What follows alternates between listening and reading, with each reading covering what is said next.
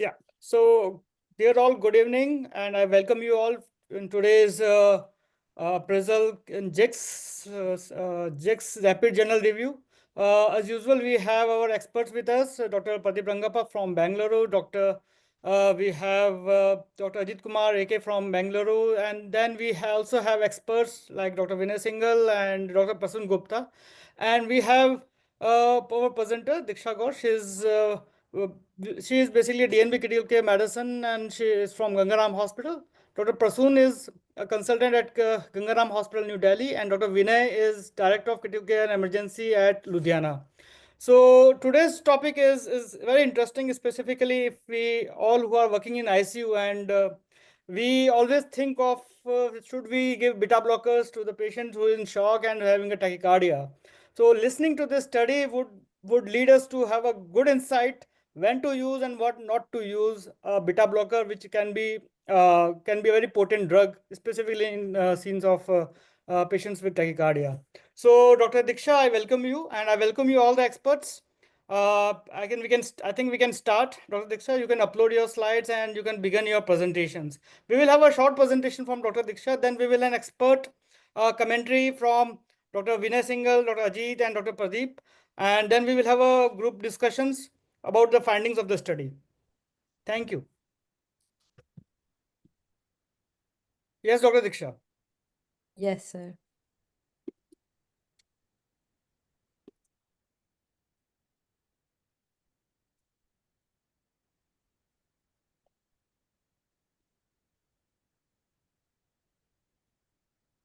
So my slides are visible to all of you. Yes. Yes, these are visible. Okay. Good evening, everyone. Thank you, GICS Rapid Journal Review, for giving this opportunity, and thank you to all my mentors. So in today's Rapid Journal Review, we will discuss this latest trial, LANDI-SEP trial, which got published in Intensive Care Medicine in September 2024 itself. So in this trial, landiolol was studied for heart rate control in patients with septic shock and persistent tachycardia. It was a multi-center randomized control trial. So let's see. So first of all, why this trial is important for us? We all know that in septic shock patients, there is profound hypovolemia, and as a compensatory response, there is massive sympathetic activation, which leads to tachycardia and vasoconstriction.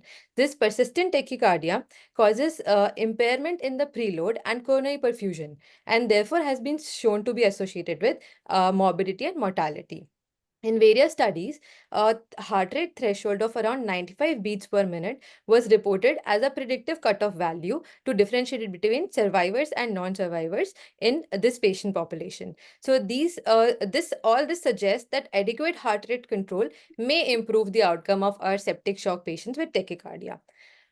So let's do a quick literature review. So literature has suggested the use of highly selective beta-1 ultra-short-acting beta blockers like esmolol and landiolol for management of tachycardia in septic shock patients.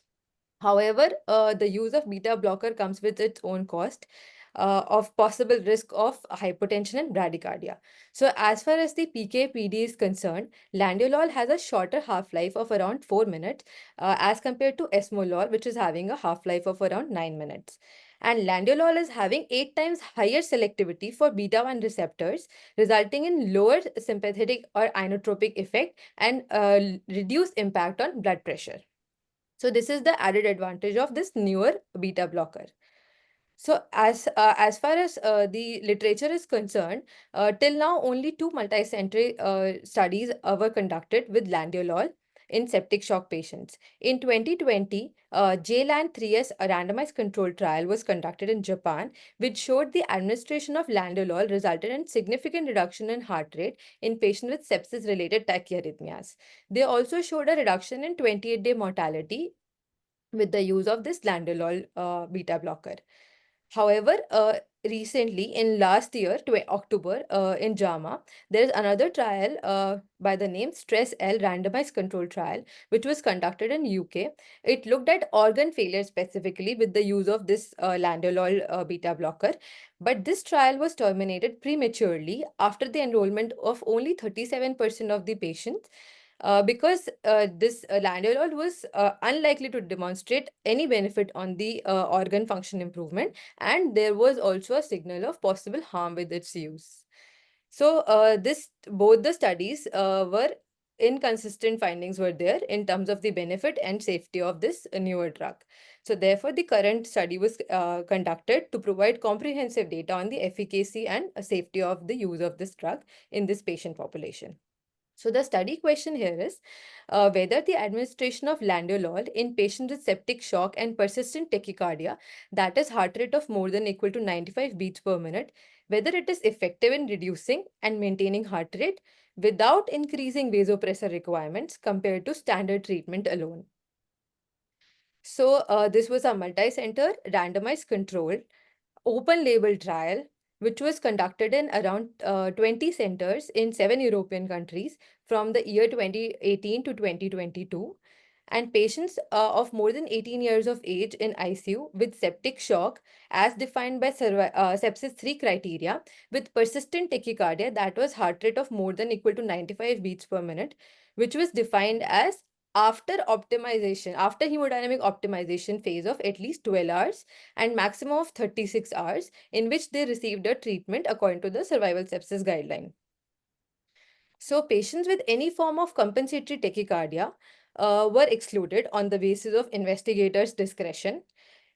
Patients with beta blocker treatment within last 72 hours before randomization, sick sinus syndrome, AV block, patients with cardiac pacing in C2, or in cardiogenic shock, or patients with pulmonary hypotension or DNR status were excluded from the study. And then patients were randomized in 1:1 ratio using block stratified randomization method, in which atrial fibrillation and site were used as stratification factors, and they were assigned to either group L or C. L group received landiolol along with the standard treatment, and group C received the standard treatment alone. So approx 100 patients, 99 patients in group L and 101 patient in group C were there. So in the intervention arm, that was a landiolol group. In addition to the standard treatment, patients started on continuous infusion of landiolol within 2 hours after randomization at a starting dose of 1 mics per kg per minute. And in the titration phase, that was initial 24 hours, the dose was increased at increment of 1 mics per kg per minute up to a maximum of 40 mics per kg per minute at an interval of around at least 20 minutes to reach a target heart rate of 80 to 94 beats per minute. After achievement of this target heart rate, landiolol was administered at any dose to maintain the heart rate until one of the following events occurred. That was discontinuation of vasopressor requirement, or death or serious adverse event due to the drug, or patient's discharge from the ICU, or day 28 of the hospital stay.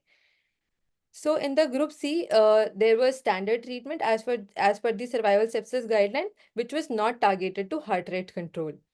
And the endpoint of treatment was same in this group also. Patients were discontinued from the study if they received beta blocker at any point of time.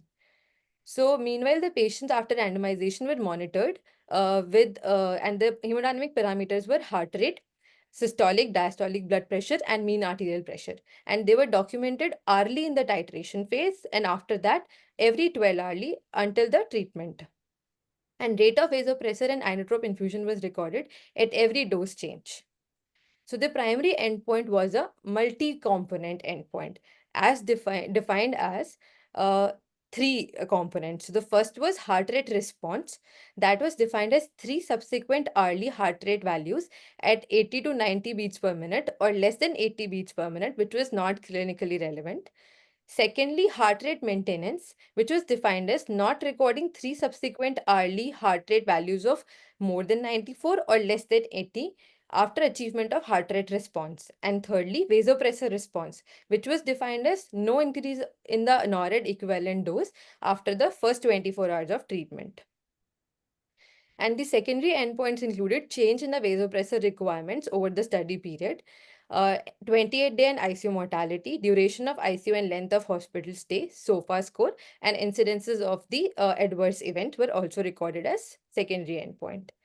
So coming on to the statistical analysis. So the primary effect analysis was done, in which absolute and relative frequencies of patients who achieved primary endpoint were calculated. Then comparison of study group was done using weighted CMH framework with two stratification factor, the presence of atrial fibrillation and the study site, the center of the study. The hypothesis was that the landiolol group is superior to control group in the proportion of patients who reached the primary endpoint was demonstrated if the lower limit of the two groups, the difference was more than zero. In the confidence, 95% confidence interval of difference percentages of patients in both the group was more than zero. And secondary efficacy and safety analysis was also done, and subgroup analysis post hoc was also done, which I will discuss in subsequent slides. So, finally, 2079 ICU patients with septic shock were assessed for eligibility, and then 1879 patients were excluded, which did not meet the criteria.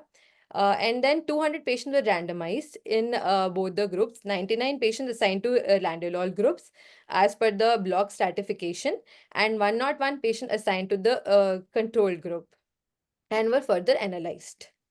So as far as baseline characteristics are so there were various variables which were compared between both the groups, and both the groups were comparable in terms of all these baseline characteristic in terms of age, gender, occurrence of atrial fibrillation, Apache score, SOFA score, the blood pressure, heart rate, and also they compared the patient in terms of the primary source of infection, the respiratory, abdominal, urinary tract, all the primary source of infection.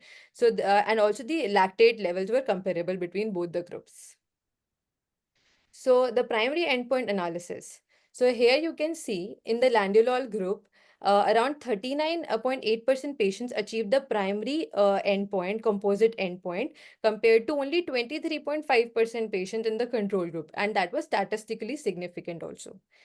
However, 75.5% of patients in the group L reached target heart rate when compared to the control group.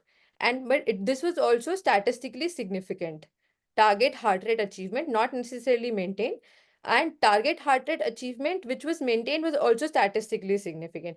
But the difference between the vasopressor response rate was not statistically significant between both the groups. Then the secondary endpoint analysis. There were no statistically significant difference in the 28 days mortality or ICU mortality between both the groups. And Cox proportional hazard model from day 0 to day 28 of stay of the patient between both the groups was statistically significant. But there was no difference was observed between study groups for the duration of ICU stay and hospital stay for patients alive on day 28 of the hospital stay. As far as heart rate comparison is there, so both the heart rates were comparable between both the groups at the baseline, you can see here. And the heart rate was lower in the group L as compared to group C and was statistically significant at 1 hour, 24-hour, and up till day 2. After day 2, the heart rate stabilized and were comparable between both the groups. Then BP comparison. So the value of mean systolic and diastolic blood pressure were comparable between both the groups.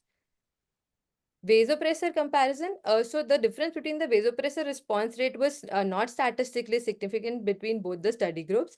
However, the total dose requirement of the norepinephrine equivalent dose was higher in the landiolol group, but it was not statistically significant. And the duration of vasopressor administration was similar between both the groups.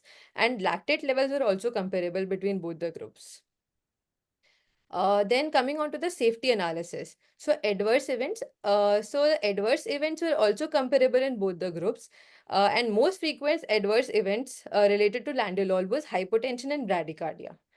The secondary safety endpoint was also comparable in both the groups, no statistical difference. And these were commonly low cardiac output state, that is reduced ejection fraction and hypotension in the landiolol group. So no fatal events. A new onset arrhythmia was observed, but it was not statistically significant. But it was observed in both the groups and was kind of comparable. 13% in landiolol group and 17% in control group. So subgroup analysis was also done. It was univariate unadjusted analysis in which the percentage of patient with the combined endpoints was greater in the landiolol group and especially in the subgroup of patients with atrial fibrillation and in patients with LV ejection fraction of more than 65% at baseline. Only the exception was COVID-19 patients, which was a smaller sample size. In this patient, only the worst outcome was noted. Rest in all the groups, the primary combined endpoints were greater in the landiolol groups. So the strength of this study, it was a multi-center trial which was done in 20 centers. It was randomization study design which used the block stratification method. Atrial fibrillation was used as a stratification factor and it had a specific control group. Phase 4, it was a phase 4 trial which looked at the long-term benefit and side effect of the studied drug. But it comes with many limitations. First of all, it was open label design. The compensatory tachycardia response was decided as at the investigator's discretion. There was lack of neither cardiac evaluation nor detailed hemodynamic monitoring, lack of evaluation of effect of landiolol on the cardiac function. It was not powered enough for investigating mortality outcomes, and they also enrolled the patients with pre-admission beta blocker usage. And the study centers also had varied practice in terms of IV beta blocker usage.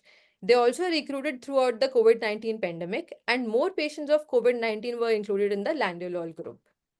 So this trial concluded with the point that titrated administration of highly selective ultra short acting beta blocker like landiolol in patients with septic shock and persistent tachycardia was good enough to achieve the target heart rate and maintain heart rate without increase in the vasopressor response in the first 24 hours of treatment. Subgroup analysis also showed a trend of lower mortality in patients with atrial fibrillation. However, a reverse trend for higher mortality in patients of sinus tachycardia. No difference in adverse effects between the two groups and no mortality benefit. No difference in secondary outcome of 28-day mortality or ICU length of stay or time of survival. So the take-home message from this trial is titrated IV landiolol effectively and safely controls the heart rate in septic shock patients with persistent tachycardia, but has not shown any mortality benefit.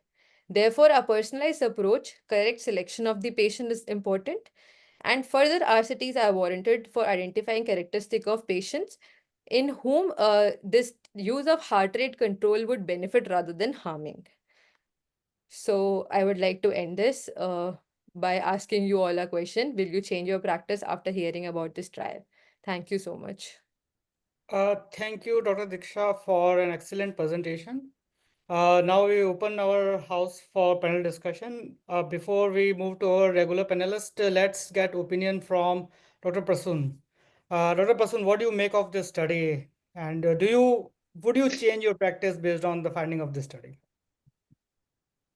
Uh, as of now, I won't change my practice based on the finding of these studies because as a medical students, we have all been taught that agonist and antagonist should not be given together. And these kind of trials are challenging the common notion that on one end we are eh, giving the vasopressors and inotropes to increase the cardiac output, and on the other end we are controlling the heart rate. Okay, control of heart rate is definitely an important factor whenever you are restrating a patient, because you don't want the sympathetic system to go beyond a range. But in my opinion, Diksha has already discussed about the strengths and limitation of these trials. So this trial has multiple limitations, and in my opinion, there are this trial would make more sense if the investigator have used some method to measure the real time cardiac output, because as a conventional medical students, our minds are tuned that if we are beta using beta blockers, then it has an effect on heart rate. We all are tuned to that. We know that thing. So it is the easiest way that we are using beta blocker and we are controlling the heart rate. But in a septic shock patient, it is not like that. Sepsis, a septic shock patients has a timeline. Initially, it is a warm shock. Later, it becomes a cold shock. So at what timeline you're including your patient, at what is the cardiac parameters at that point of time is also important. Again, as far as control of heart rate is concerned, so if your patient is on triple vasopressor, so and heart rate is above 100, so the better idea will be first taper adrenaline. because it is the main culprit. Because as far as surviving sepsis guideline is concerned, it has clearly it tell us when to use NORAD, when to add vasopressin, and then in last resort use the adrenaline. Along with that, we should use more of focus and focus on more on ejection fraction and cardiac output methods. And along with that, we have to titrate the doses and fluids based on the timing where patient is presenting.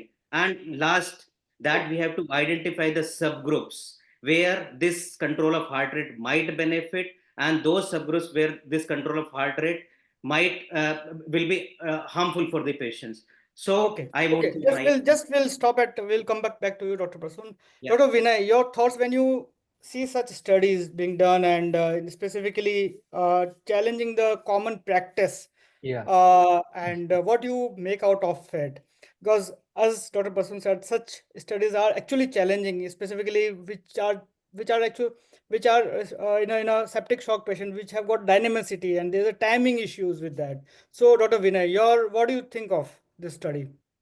yeah. Good evening, everyone. And first of all, I'll congratulate everyone to select this trial because you know we all are listening since last so many years since we started working in ICU and we started treating the sepsis.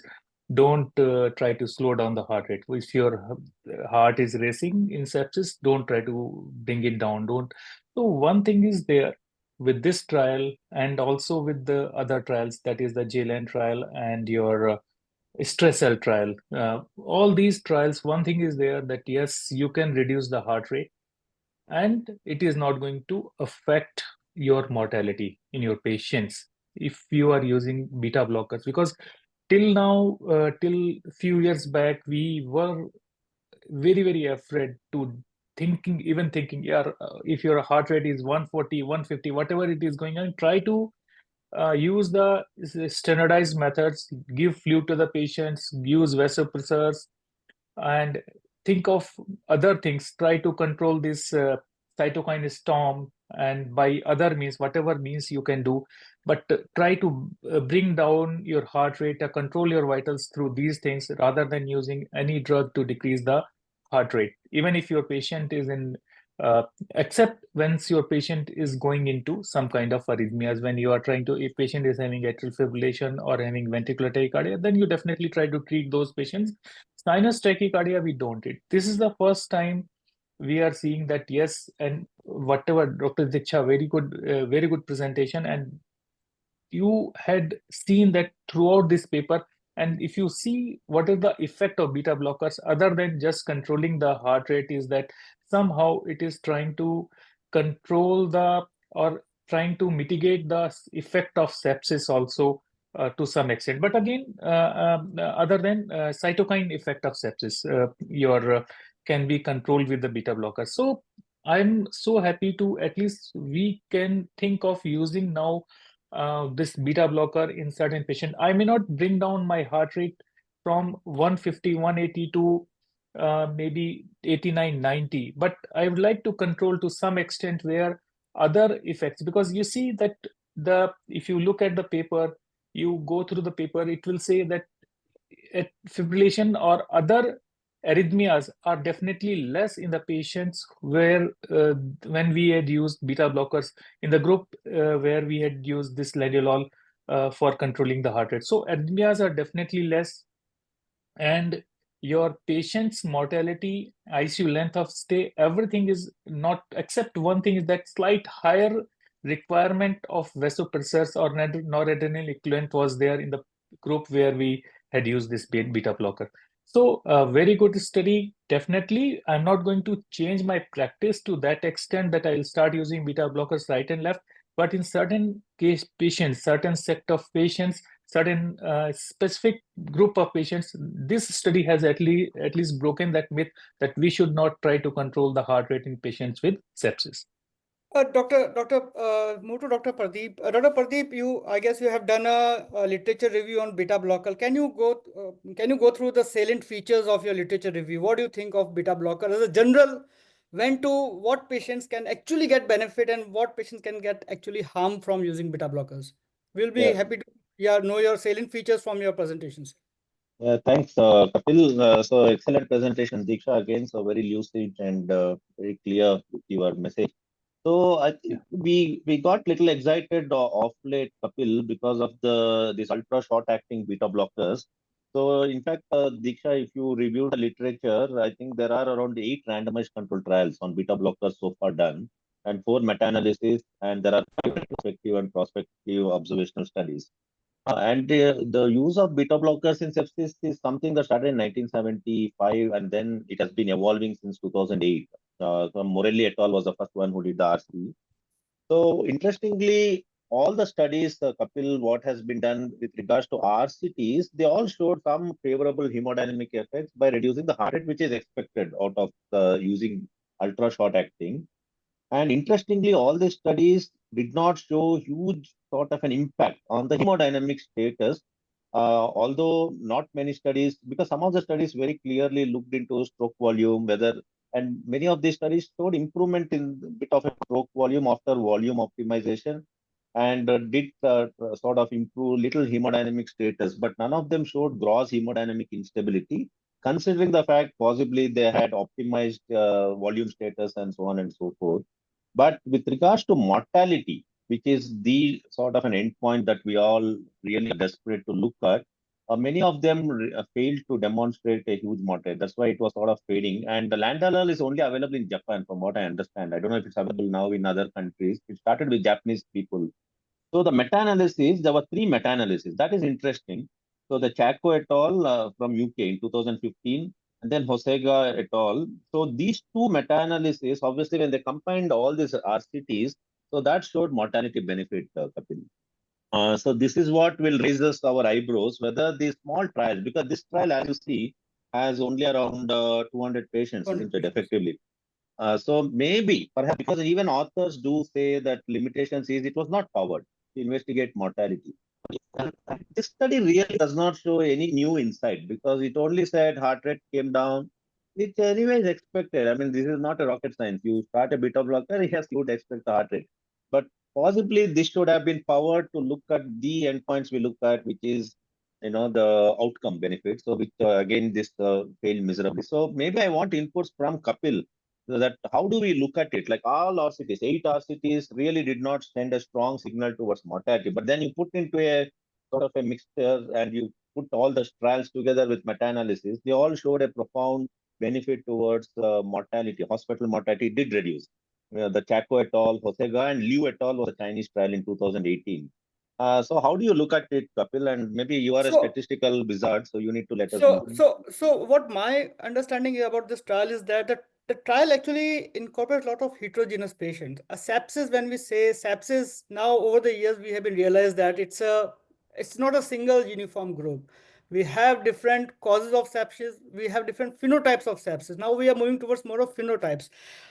So I think the major limitation of this trial is that the authors could not identify the groups which were able to say get benefit from controlling the heart rate and the group who would get actually harm from controlling the heart rate. So there is a concept of compensatory tachycardia, which we all know that the heart rate, if there's a compensatory tachycardia, that was good enough to maintain the cardiac output and all. But when this compensatory tachycardia becomes a pathological tachycardia, that cutoff is not very clear to many of unfortunately, because if you look at this trial, the trial had a exclusion criteria where the actually clinicians thought that a patient will get is having a compensatory tachycardia and they were excluded. But what basis the clinicians identified compensatory tachycardia?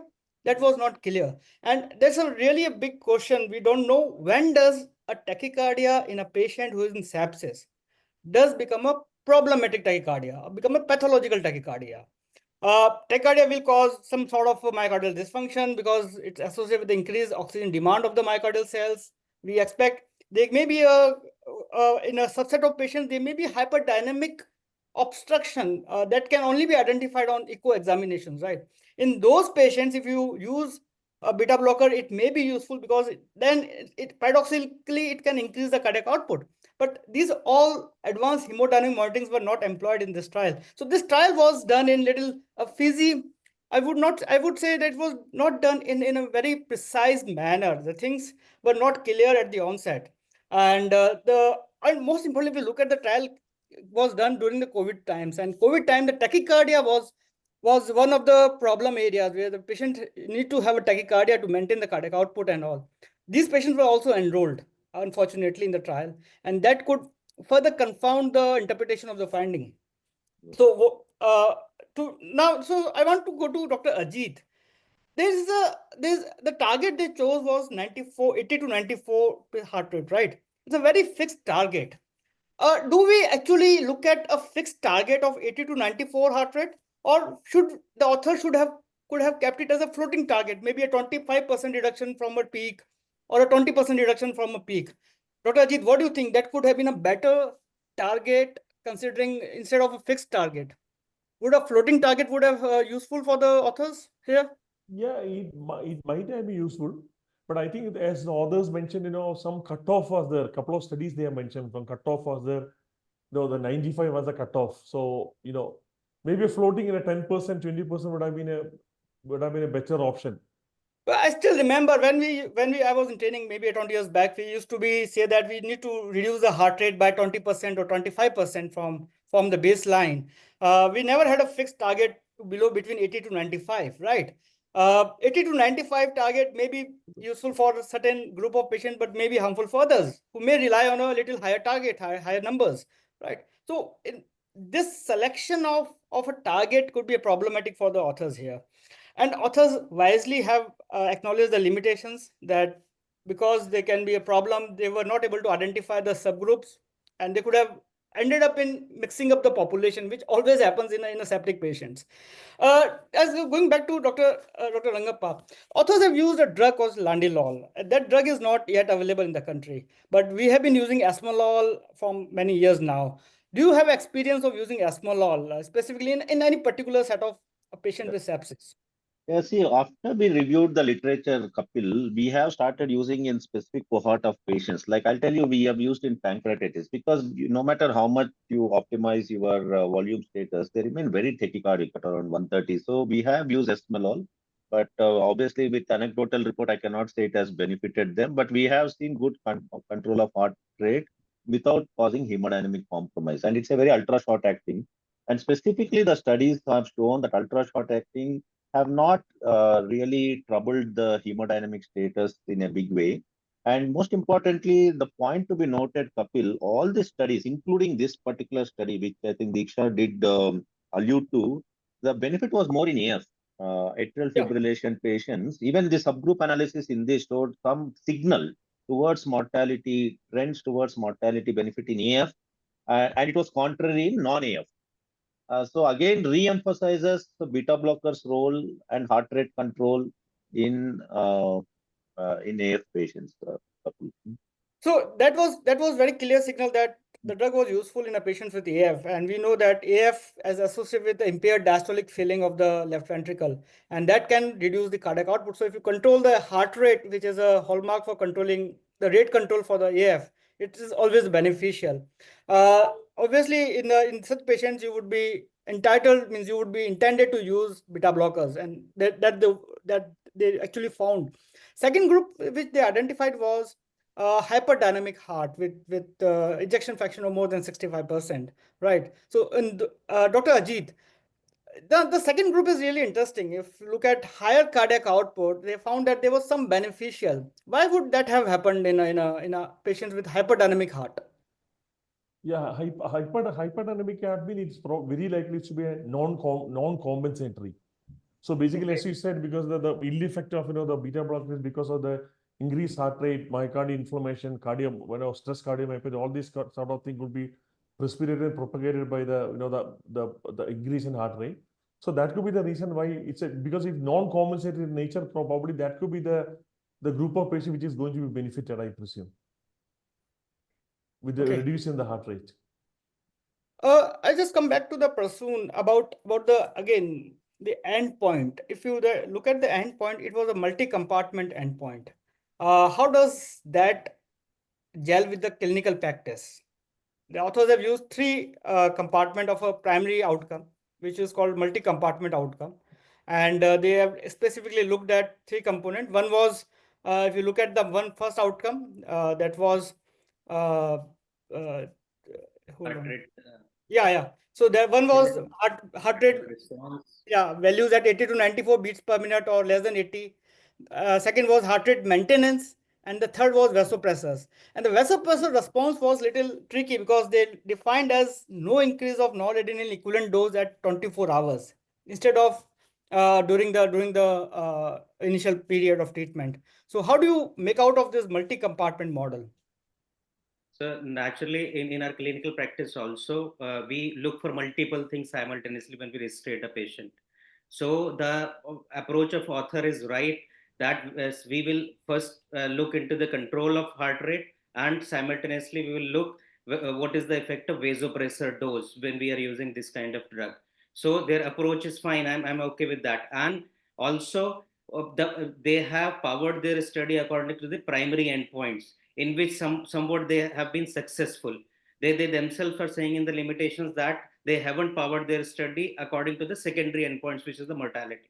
But fortunately or unfortunately, in critical care practice, most of the therapies, we don't have a direct mortality benefit.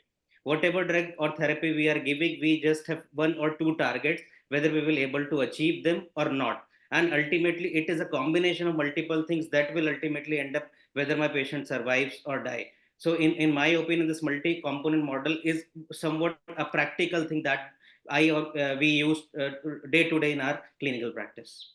Okay. Dr. Vinay, a drug called ivabradine, which is again commonly used in patients with tachycardia, with persistent tachycardia, right? Do you have an experience of using ivabradine? And if yes, what sort of patients do you normally use that drug? Yeah, Kapil, one thing is there. I would like to comment. Initially, they might have planned this study somewhere in 2017 or so.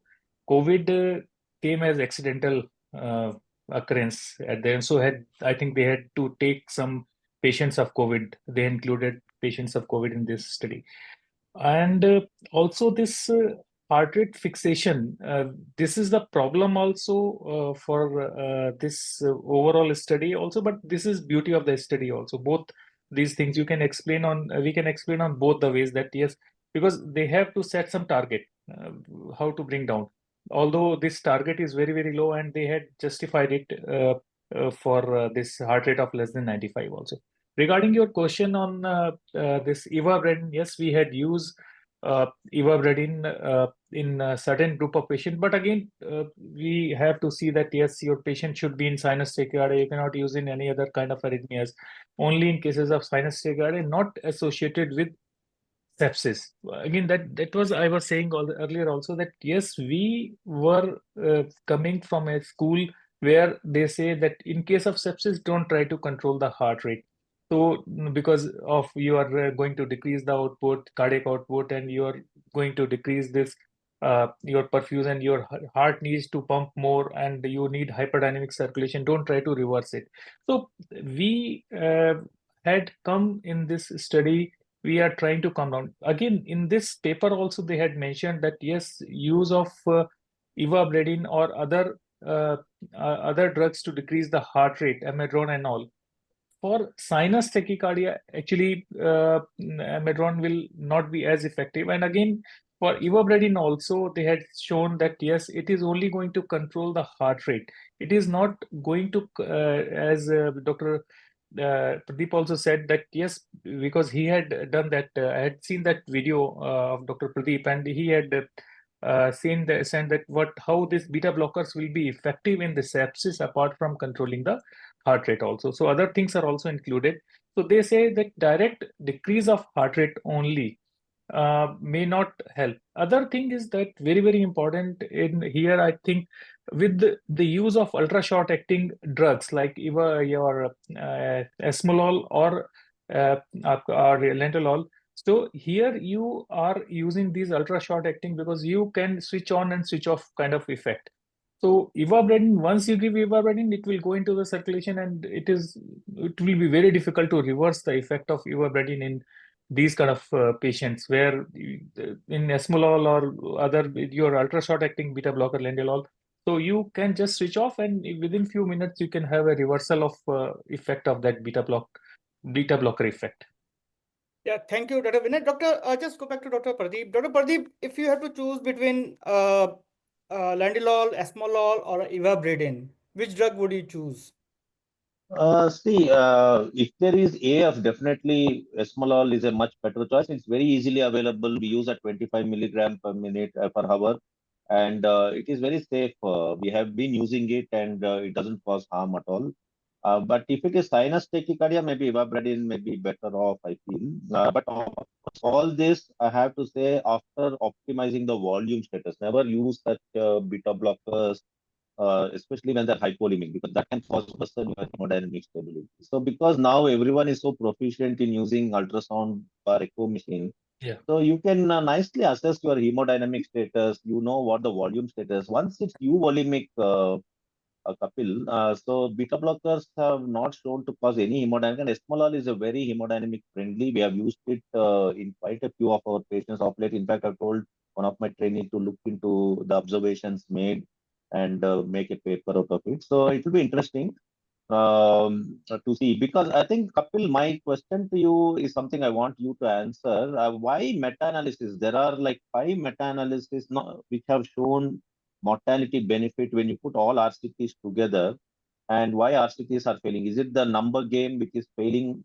to So, show? so what happens is meta-analysis is as good as the studies which are put into the meta-analysis, right? If the studies are not convincing, even the conclusions from the meta-analysis will not be conclusive.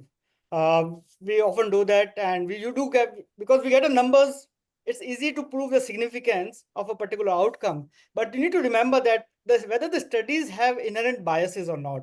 If there's an inherent biases, this would always be considered as low certainty of evidences, right? The strength of recommendation would not be high. So meta-analysis is basically a tool, but remember the tool actually depends upon the ingredients, what the studies were put into that tool to put out the so that's always a case with the meta-analysis. No, I this always study say, also, this study also, see, basically this study has been conducted over 4 years yeah. in around 20 centers, around, I believe around 8 European countries or whatever is there. And, it's only 2,000 people are recruited, maybe relatively low, but, but if you look at the finally, after the screening is over, only 200 people are selected.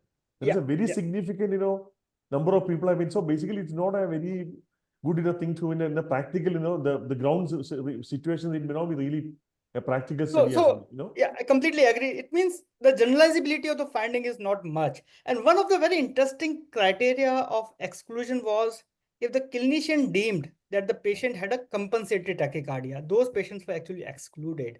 And how does a clinician come to know that a patient is having a compensatory tachycardia? It's very subjective, right? I may term a patient having a tachycardia as a compensatory, whereas my colleague may term it as a non-compensatory. It's a very thin line. You can't differentiate with an objective parameter, correct? So compensatory and non-compensatory tachycardia depends upon the tissue perfusion. And obviously that's determined by the metabolic demand of the body, and that can fluctuate a lot within a same patient. And it's very hard to identify. It's not a subjective criteria. It's not objective criteria. So that because of that, the generalizability of you have screened a lot of patients, but only a small proportion of patients got selected for the study. It means the generalizability is absolutely poor, right?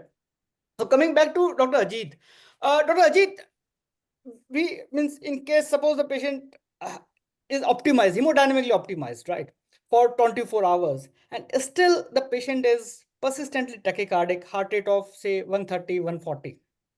He is euvolemic. Would you means think of giving beta blockers now? Because now the phase of resuscitation is over, the patient is volume resuscitated, but because the patient is having a persistent surge, inflammatory response, uh, would you again think of giving beta blocker after say 24 hours? Yeah, after 20 to 24 hours, I still believe that there is definitely going to be a subgroup of patients, with a non-compensatory tachycardia, which may definitely benefit Only thing is our issue is how to define and identify the non-compensatory tachycardia. So once as Pradeep told, a subgroup of patients, who is, they are optimized, the volume status is optimized and they are still tachycardic.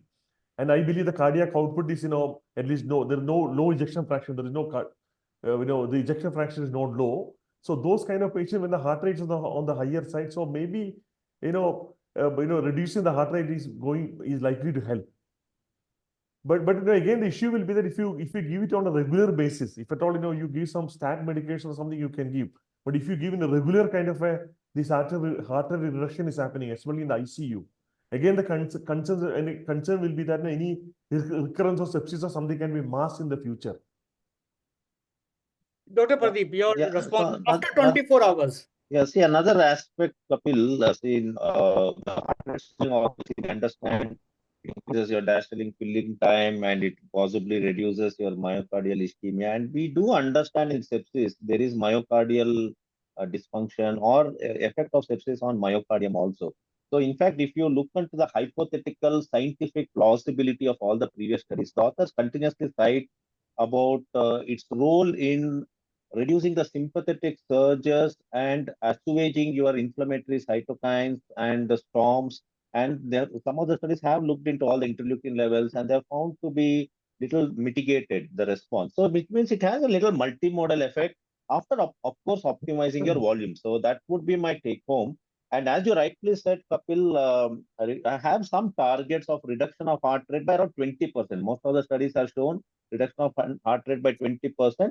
At least you have certain targets that you are looking at after optimizing volume status with an intent that you are looking at a multimodal ways of optimizing your inflammatory response. That would be my take home from this whole studies review.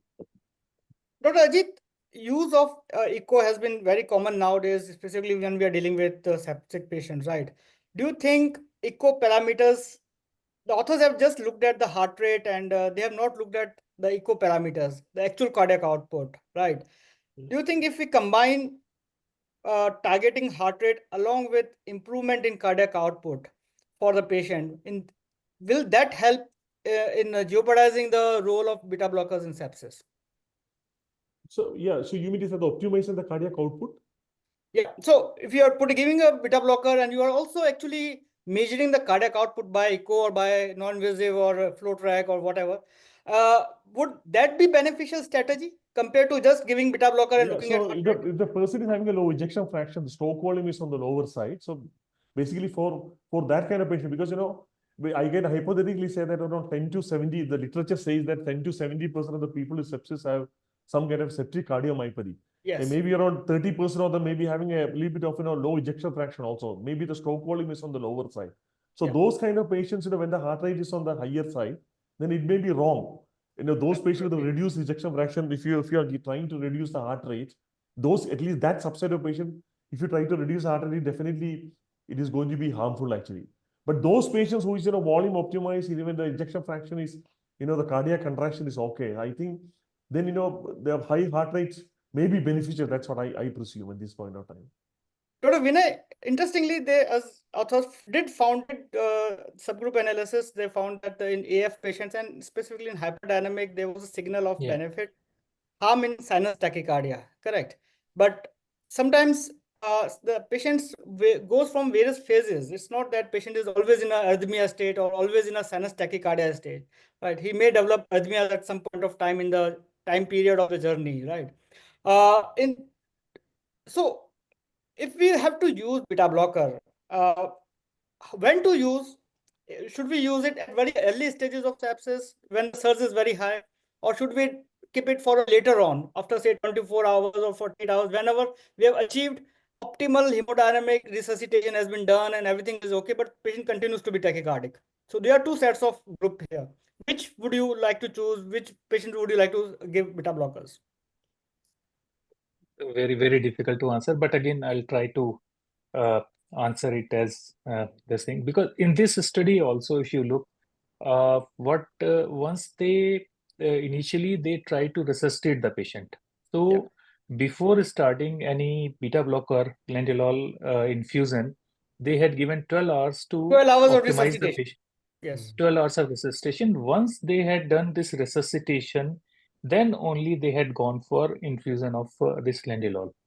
Now, what they had seen, if you look at the table where they had look at compare the patient's characteristics, they had compared the ejection fraction and also the LVOT VTI also in both the groups. So, if you can see that they, yes, they had. It's not that they haven't done any kind of hemodynamic monitoring, so they had used some kind of hemodynamic monitoring, although they haven't gone for advanced hemodynamic monitoring and advanced echo monitoring, they haven't done. So they had also done some kind of hemodynamic monitoring, and after that they had started with beta blocker. For me, if I found that yes, one is if your patient is in AF and his patient is not comfortable, if your patient is not at ease, I'll definitely try to bring down the heart rate.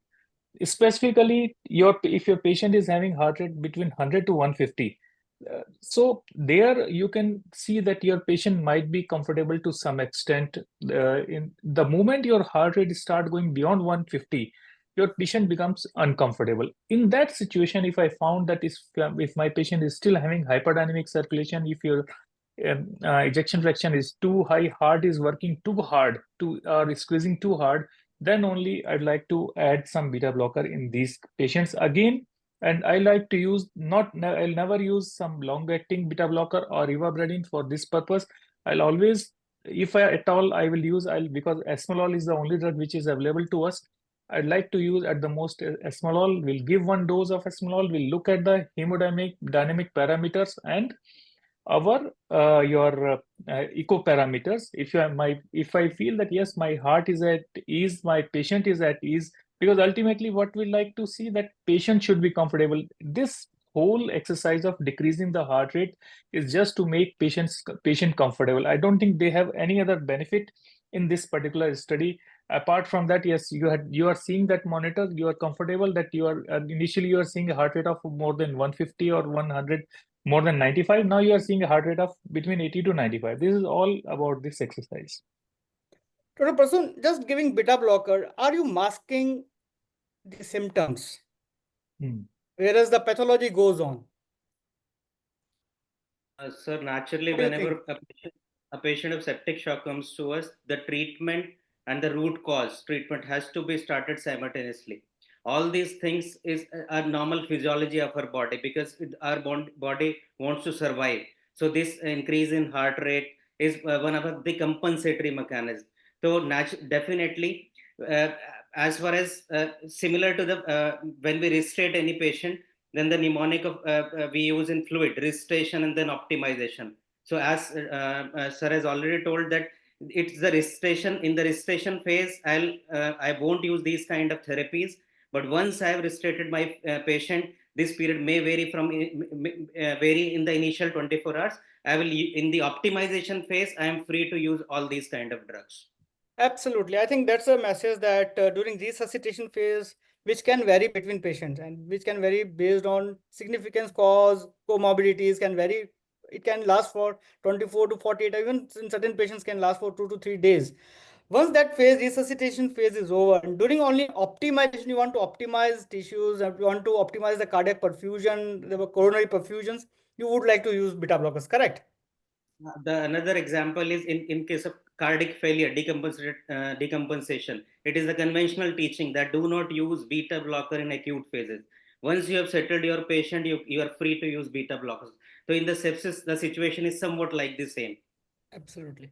So I think what we can get it from the study is that yes, the study does throw the light of using beta blockers, and it just gives you different opinion. Beta blockers authors actually thought of that not only it reduces heart rate, but it has got a pleiotropic effect. A pleiotropic effect is that which has multiple effects on different pathway of the heart perfusion, cells and all. So that could have been beneficial, but the authors could not be able to demonstrate benefits out of it. Let's get the final views from all the panelists. We'll start from the most younger one, Dr. Diksha. Dr. Diksha, what your take on this study, and what do you think? How does this study contribute to your present knowledge? Sir, for me, I feel our clinical as we go for resuscitation phase, that is that we have learned from survival sepsis guideline and all the literature. But after that phase, as sir told, optimization phase, then we can try using beta blockers. That is my take home from this. Okay, Dr. Vinay, what are your final 3 points?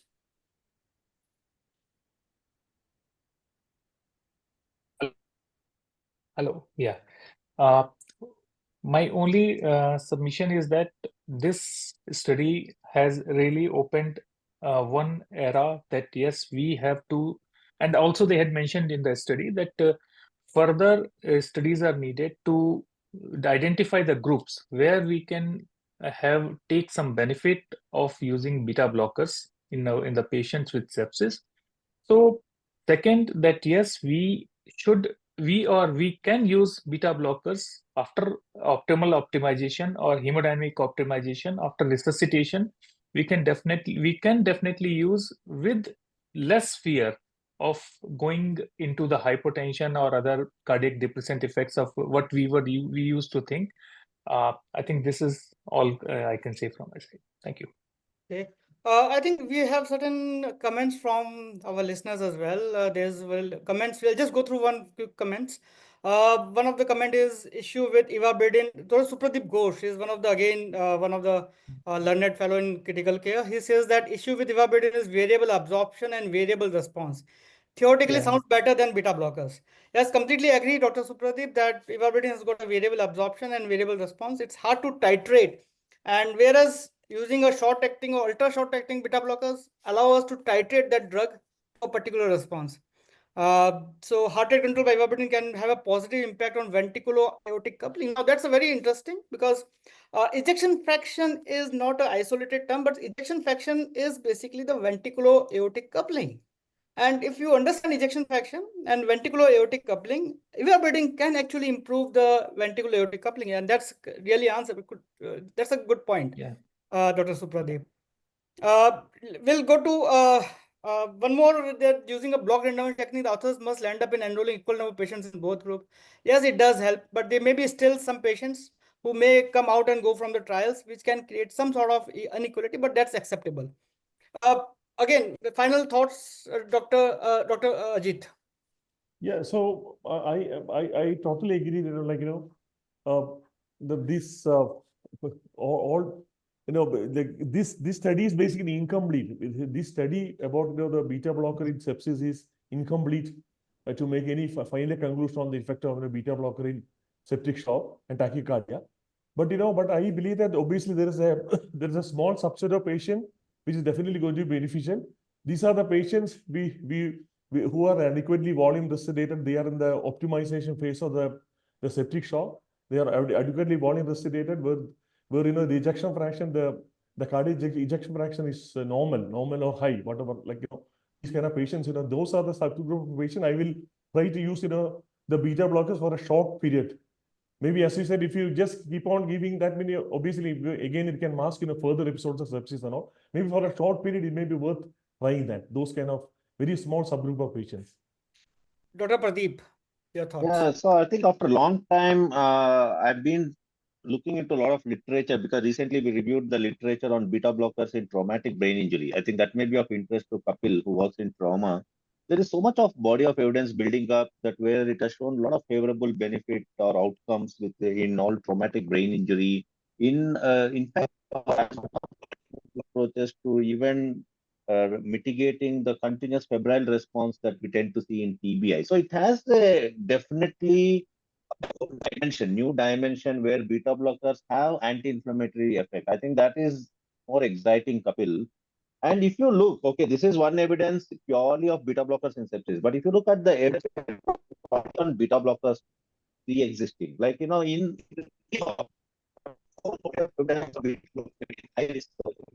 and there are umpteen number of studies where they have looked at patient cohort who are on beta blockers and who are not on beta blockers, where outcome benefits have been good in patients who were on beta blockers. So, which means the body of evidence is very huge in these beta blockers. It seems to cut across the specialties like traumatic brain injury. There is a very robust evidence building up.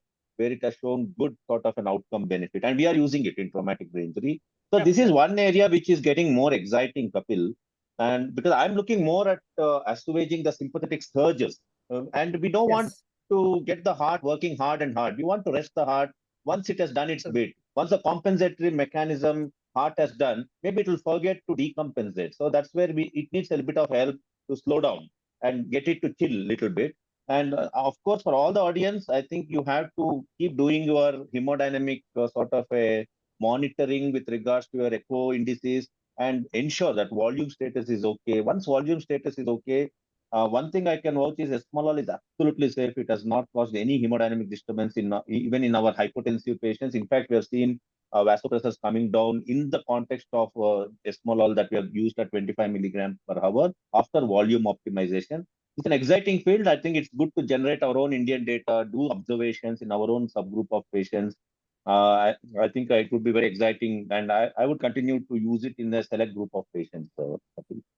Absolutely, I completely agree that we need to define which group of patients can actually get benefit from using beta blockers and what stage of management of sepsis we need to use it. If we use it very early, it may be harmful. If we use it very late, it may not be useful.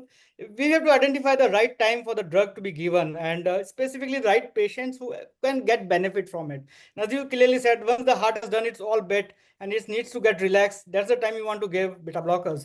Dr. Supradeep clearly, one of the good comment is that that instead of means you need to use vasopressors which has got catecholamine sparing effects, not exactly the adrenalines or norepinephrine. Maybe the another type of catecholamines maybe be a benefit, but as it's just the beginning of the story. The beta blocker story is not going to go down as if now. It's too early to say that beta blockers is harmful or ineffective or may not be useful at all. There's a futility. It's not like that. Sepsis, as I said, it's a difficult proposition because we have different types of patient, different. We need to identify subphenotypes. If we are able to identify subphenotypes, maybe by using clinical, by using echocardiography, by using advanced hemodynamic monitoring, and we identify in those patients, beta blockers would be useful, whereas in other patients it may be harmful. So the bottom line is you need to identify using advanced monitoring techniques, using advanced echo monitorings, and identify whether should we give beta blocker. And once you do that, only then you will be able to say that beta blocker may is useful in a particular group or may not be useful in others. So I think this is just a beginning of the paradox. It's not going to go down. Beta blocker is going to stay, and once in a while we all be using, maybe in one or two patients whom we feel get benefited. With that comments, I think we close today's session. It has been really enriching. And I must thank all my panelists who join us for this Friday evening to discuss about beta blocker. Thank you, Dr. Vinay. Thank you, Dr. Prasoon. Thank you, Dr. Diksha. It was a wonderful presentation. Your slides were really good. Thank you, Dr. Pradeep, and thank you, Dr. Ajit, for joining us. We'll see Thank you in you. next. Thank you all. Thank you, Vinay. Thank you, Prasoon. Thank you, Thank you. Diksha. And of Thank course, you. Kapil for excellent moderation. Thank you all. Thank you. Okay, boss. Thank you, boss.